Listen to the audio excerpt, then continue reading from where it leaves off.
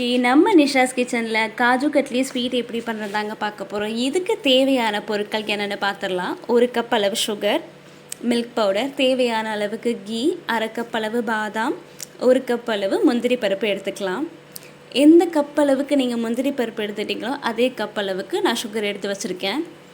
இப்போ முந்திரி பருப்பையும் பாதாம் பருப்பையும் ஒன்றா சேர்த்து ஃபைனாக ஒரு மிக்சி ஜாரில் பவுடர் ப்ரிப்பேர் பண்ணி எடுத்துக்கலாம்.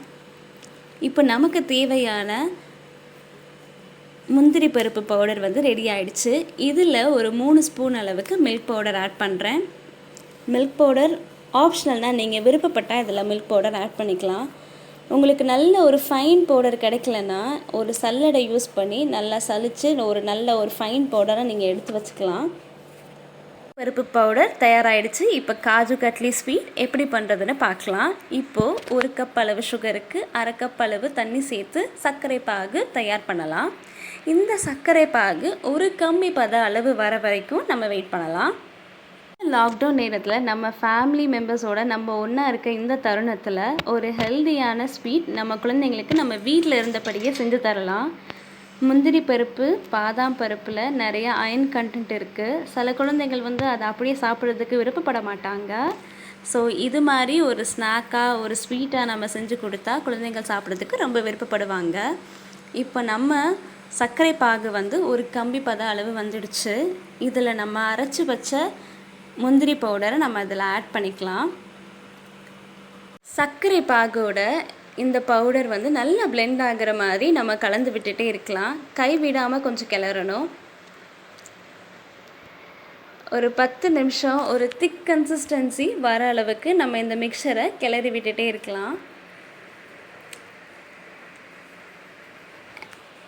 இதில் நான் ஒரு 2 ஸ்பூன் அளவுக்கு நெய் ஆட் பண்ணிக்கிறேன். கை விடாமல் கிளறிக்கிட்டே இருக்கலாம்.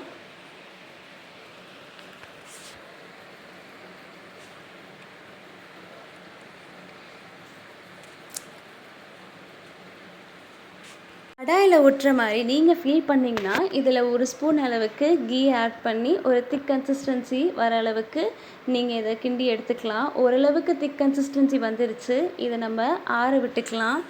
ஆற விட்டதுக்கப்புறமா சப்பாத்தி தேய்க்கிற கட்டையில் நம்ம இதை போட்டு நார்மலாக சப்பாத்தி எப்படி உருட்டுவோமோ அதே மாதிரி உருட்டி எடுத்து கிறிஸ் கிராஸ் பண்ணி கட் பண்ணி எடுத்துட்டோன்னா நம்மளோட முந்திரி கேக் ரெடி ஆயிடுச்சு.